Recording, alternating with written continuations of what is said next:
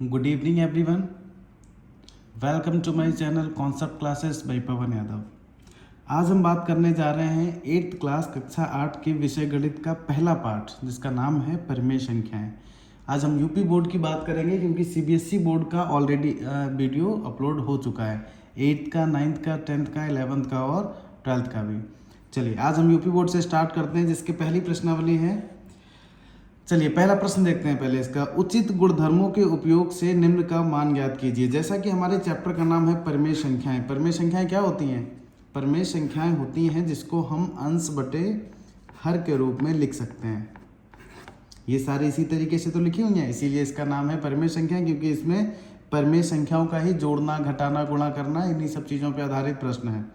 चलिए इसमें 1 से लेकर 11 तक प्रश्न है आपके इसमें, और हम इस वीडियो में 11 के 11 प्रश्न कवर करने जा रहे हैं।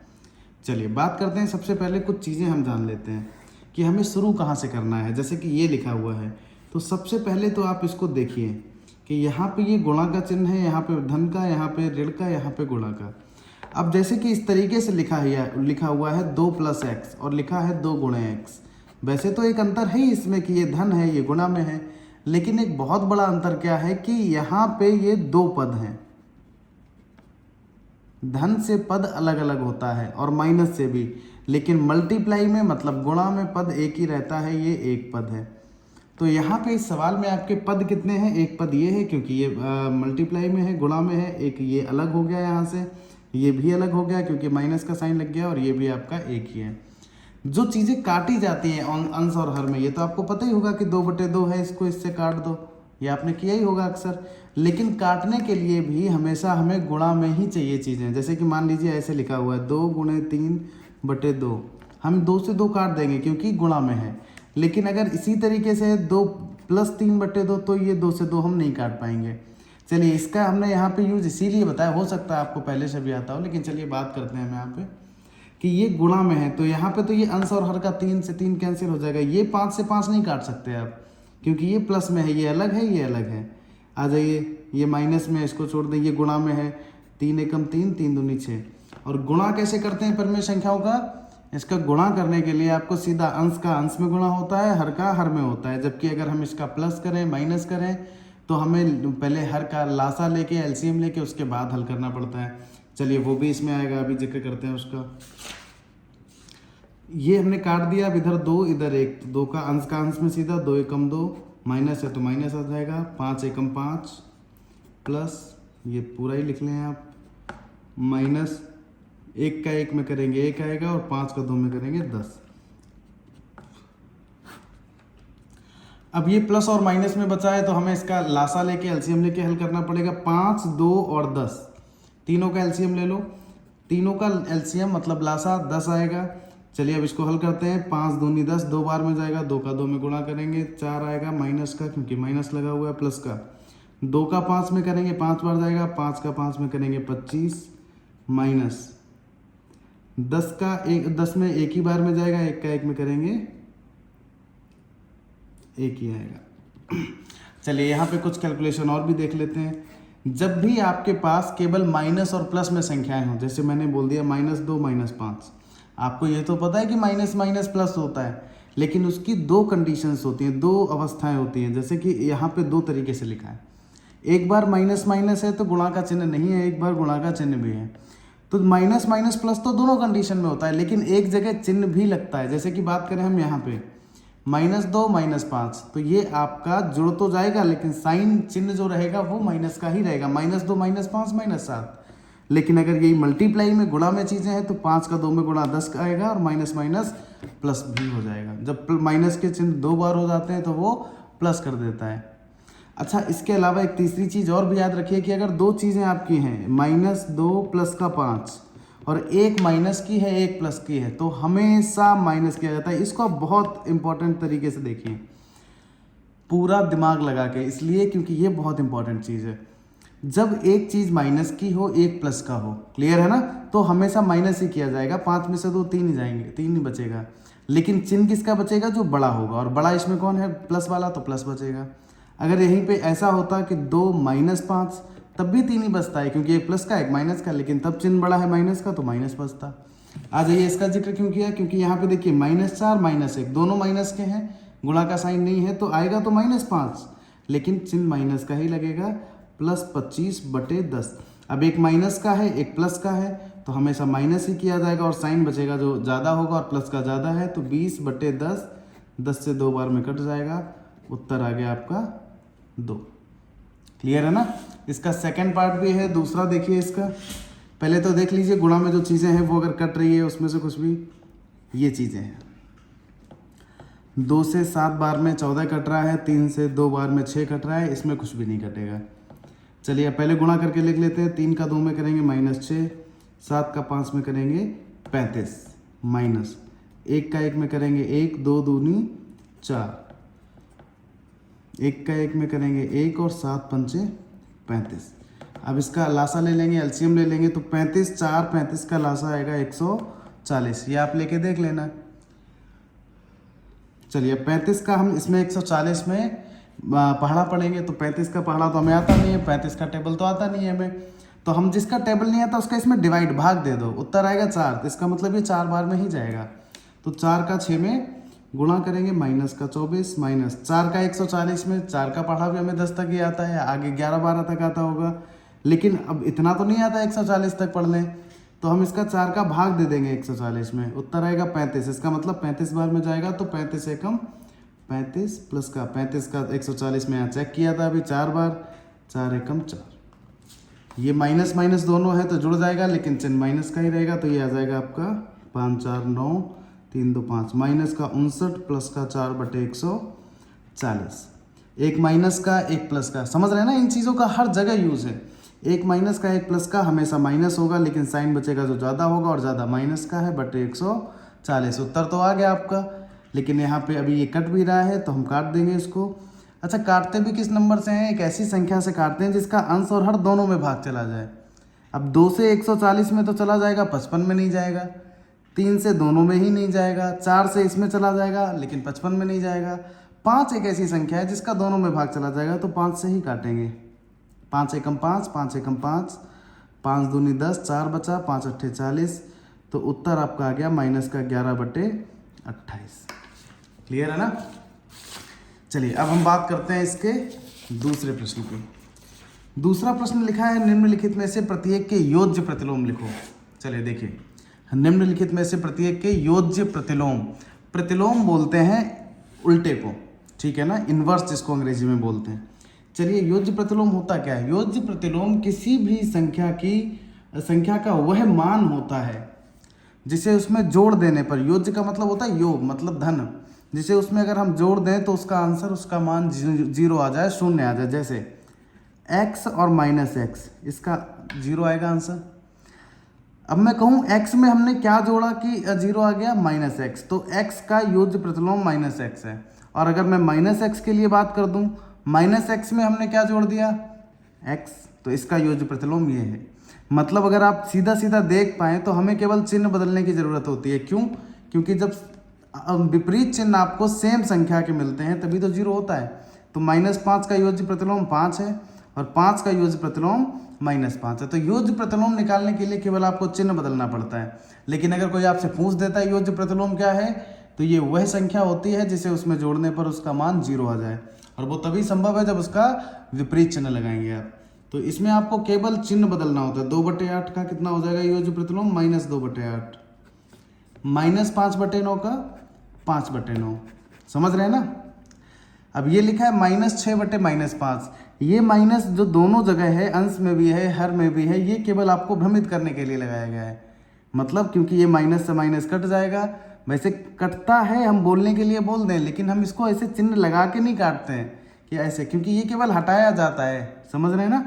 तो हम इसको ऐसे काट नहीं सकते, यहाँ पे कई लोग काट भी देते हैं। तो ये तो माइनस से माइनस हट जाएगा, इसको आप समझेंगे 6/5 और इसका योज्य प्रतिलोम हो जाएगा -6/5। 2/-9 या -2/9 भी इसको समझ सकते हैं, क्योंकि अंश में माइनस हो या हर में बात एक ही है। तो इसका आ जाएगा, चिन्ह बदल दो, 2/9। 19/-6, 19/6। क्लियर है ना, यही होता है योज्य प्रतिलोम। अब अगला क्या कह रहा है कि सत्यापित कीजिए। जो चीज़ आपको सत्यापित करनी होती है, इसका मतलब ये नहीं कि आपको उसमें कुछ आंसर निकालना है, चीज़ें वही हैं जो उसने दे रखी हैं, आपको बस हल करके उसको दिखाना है कि देखिए ऐसा ऐसा होता है।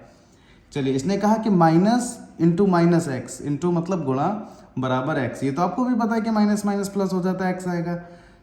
लेकिन आपको इसमें दो सवाल दे रखे हैं, आपको इसकी सहायता से ये चीज़ हल करके दिखानी पड़ेगी। देखिए, जब भी हमें कोई चीज़ सत्यापित करनी होती है या सिद्ध करनी होती है, तो हम हमेशा अपने मन में उस चीज़ को लेके चलते हैं, क्योंकि हमें कैसे भी घुमा घुमा के बस उतना ही बना देना होता है, या तो इसका बायां पक्ष या दायां पक्ष। जैसे कि यहाँ पे x लिखा है, हमें बस ये 2 स्टेप और बढ़ानी है।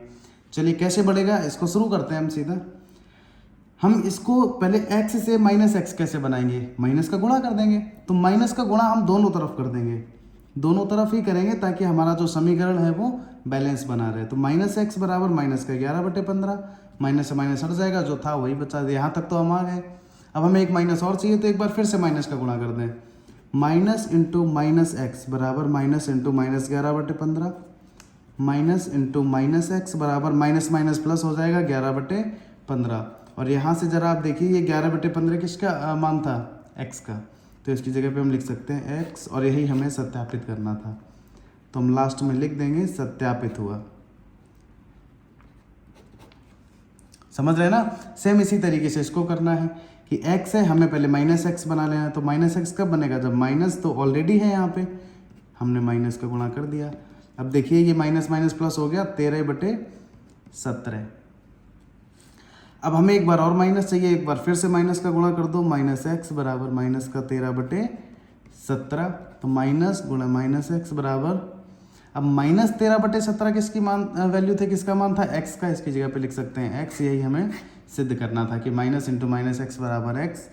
लास्ट में लिख देंगे सत्यापित हुआ, या इति सिद्धम, या और भी बहुत चीज़ें हैं। क्लियर है ना। चलिए, अब हम बात करते हैं इसके अगले प्रश्न 4 की, जिसमें आपसे कह रहा है, एक फिर से नया शब्द आपको सीखने को मिला कि निम्नलिखित के गुणात्मक प्रतिलोम ज्ञात करो। अभी हमने जो ज्ञात किया था, जिसमें चिन्ह बदल दिया था, केवल एक ऐसा मान जिसे उसमें जोड़ने पे 0 आ जाए, वो योज्य प्रतिलोम था। अब हम करेंगे गुणात्मक प्रतिलोम। गुणात्मक प्रतिलोम क्या होता है, ध्यान से समझिए। अगर हम x का गुणा कर दें 1/x में, तो x से x कट जाएगा, उत्तर आएगा 1। तो अगर, अब देखिए, यही गुणात्मक प्रतिलोम है, इसको समझिए, पहले परिभाषा से समझिए। किसी भी संख्या का वह मान जिसे उसमें गुणा कर देने पर उसका उत्तर 1 आ जाए, 1, 0 नहीं, 1। योज्य प्रतिलोम में 0 था। चलिए, और ये गुणात्मक है, इसका एक नाम और होता है, बल्कि शुद्ध नाम वही है, गुणात्मक प्रतिलोम। समझ रहे हैं ना। चलिए, तो x के लिए अगर हम पूछें गुणात्मक प्रतिलोम कितना होगा, तो 1/x, और 1/x के लिए x। तो इसको कैसे, आप, उसमें तो चलो साइन बदल दिया था, इसमें उसका उल्टा करना होता है, ठीक है ना। उल्टे को हम एक शुद्ध रूप में बोलते हैं प्रतिलोम। क्या बोलते हैं, प्रतिलोम। और इसका और भी ज़्यादा एक शब्द आपने खूब सुना होगा, जिसको हम बोलते हैं व्युत्क्रम। अंग्रेजी में रेसिप्रोकल, व्युत्क्रम। व्युत्क्रम, व्युत्क्रम क्या होता है, x का व्युत्क्रम 1/x, 5 का व्युत्क्रम 1/5, इस तरीके से। तो चलिए, अगर किसी का भी, अगर हमें गुणात्मक प्रतिलोम चाहिए, गुणात्मक प्रतिलोम चाहिए, तो हमें बस उसके व्युत्क्रम में उसका गुणा कर देना है।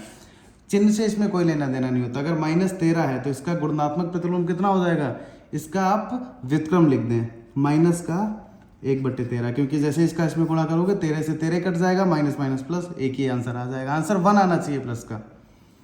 चलिए, तो गुणात्मक प्रतिलोम के लिए आपको केवल उसके व्युत्क्रम में गुणा करना होता है। आप ऐसे समझ लें, योज्य प्रतिलोम में आपको उसका चिन्ह बदलना है। ये तो रटने वाली बात हो गई, समझा तो दिया ही है ना। और गुणात्मक प्रतिलोम में आपको केवल उसका व्युत्क्रम लिखना है। -13/19 है, तो ये क्या, इसका क्या हो जाएगा, -19/13। 1/5 का 5/1, और बटे तो एक सबके ही होता है, उसको लिखते नहीं है। इसको पहले हल करो, 5 या 15, माइनस माइनस प्लस हो जाएगा, और 8 सत्ते 56, तो इसका गुणात्मक प्रतिलोम 56/15। इसको पहले हल कर लो, माइनस माइनस प्लस, 2 एकम 2/5, तो गुणात्मक प्रतिलोम 5/2। -1 का उल्टा भी -1 ही होगा, क्योंकि -1/1, और /1 तो सबका ही होता है। तो -1 एक ऐसी संख्या है जिसका गुणात्मक प्रतिलोम समझ लो या व्युत्क्रम समझ लो, वो वही होता है। अगर यहाँ पे प्लस का 1 भी होता तो उसका भी /1 होता है। इसका उल्टा कर लो या सीधा कर लो, तो 1 और -1 दो ऐसी संख्याएं हैं जिनको अगर हम उसके व्युत्क्रम की भी बात कर दें तो वो खुद के ही व्युत्क्रम होते हैं, -1/1, और कोई सा भी ऐसा नहीं होता। चलिए प्रश्न 5 बड़ा अहम प्रश्न है, क्योंकि इसमें आपको कई नए शब्द सीखने को मिलेंगे। जैसे सबसे पहले शब्द की बात करें हम, पहले तो आप इसको समझिए प्रश्न क्या कह रहा है। निम्नलिखित प्रत्येक में गुणन के उपयोग किए गए गुणधर्मों का नाम लिखिए। गुणधर्म मतलब प्रॉपर्टी, मतलब ये किस आधार पे, किस नियम के आधार पे आपने नियम का नाम लिखना है। देखिए अब यहाँ पे कुछ आपको पहले समझना है। आपको ये बचपन से पता है कि हम 5 का 6 में गुणा करें या 6 का 5 में गुणा करें। 5 का 6 बार पहाड़ा पढ़ दो तो भी 30 आएगा, 6 का 5 बार पढ़ दो तो भी 30 आएगा। लेकिन इस नियम को क्या बोलते हैं कि आप उसका क्रम चाहे इधर से उधर कर दें या उधर से इधर कर दें, इस नियम का नाम होता है, ध्यान से समझिएगा, क्रम विनिमेयता। और ये जो नियम होता है क्रम विनिमेयता, ये ऐसा नहीं है हर जगह चलेगा। ये गुणा में चल जाता है और जोड़ में भी चल जाता है, कि मतलब 2 का आप 3 में जोड़ दें या 3 का 2, वो एक ही बात है। माइनस में थोड़ी चल जाएगा, ना भाग में चल जाएगा कि 2 में से 10 घटा दो या 10 में से 2, तो उल्टा आंसर आएगा। क्लियर है ना? तो ये केवल जोड़ने के लिए और गुणा के लिए आपका ये नियम लगता है। चलिए अब हम एक चीज़ और भी बात करें। आपको ये तो पता ही है कि अगर 5 का गुणा हम 1/5 में कर दें और उत्तर 1 आ रहा है, तो ये कौन सा नियम है? अभी आपने पढ़ा, गुणात्मक प्रतिलोम। अगर उत्तर 1 आ रहा है, अब यहाँ पे एक चीज़ और समझिए, जगह कम है यहाँ पे समझ लें।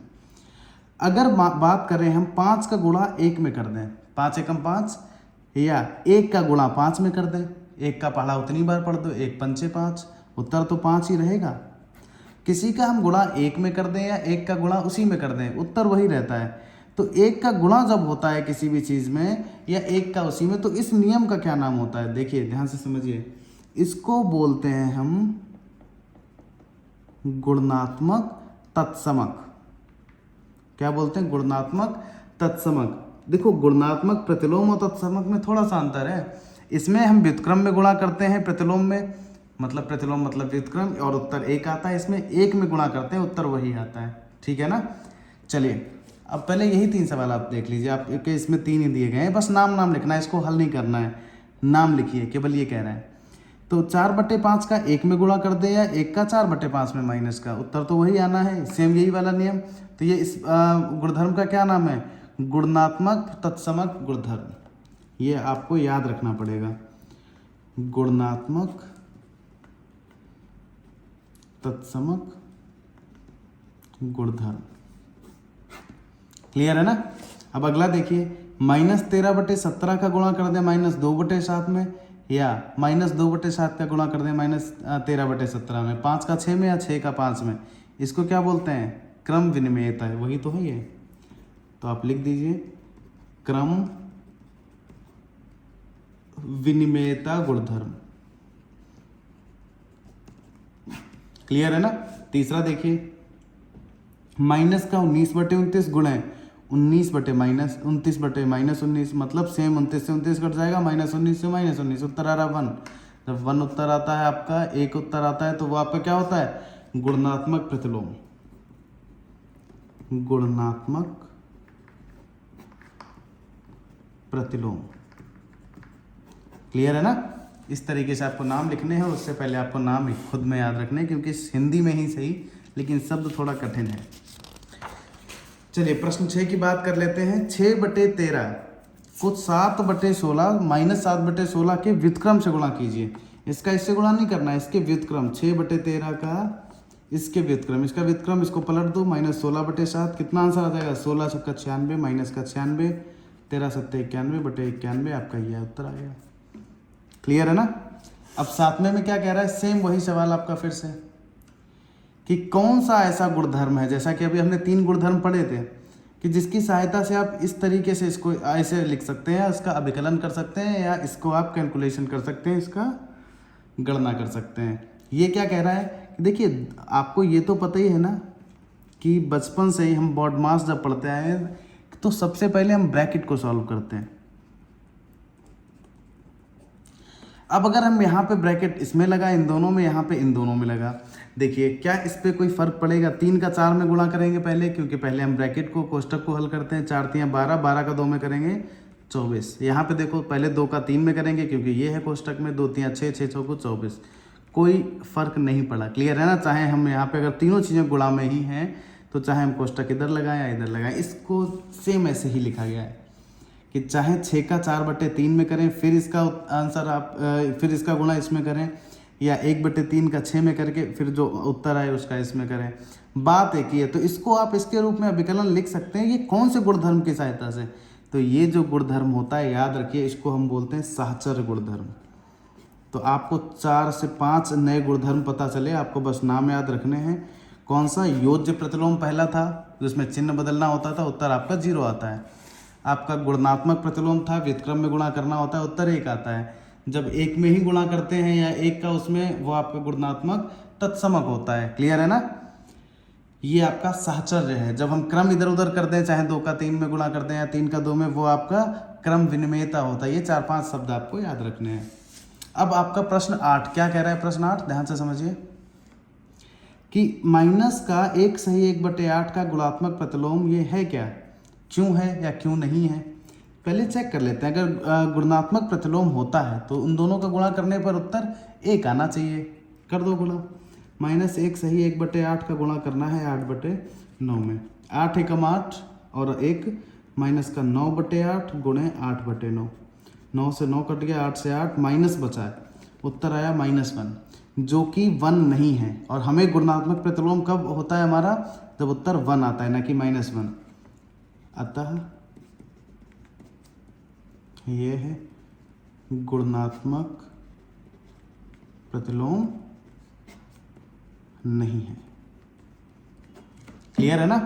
चलिए अब हमारा 9 नंबर का क्वेश्चन जो है, 9वां प्रश्न, सेम यही है जो 8वां था।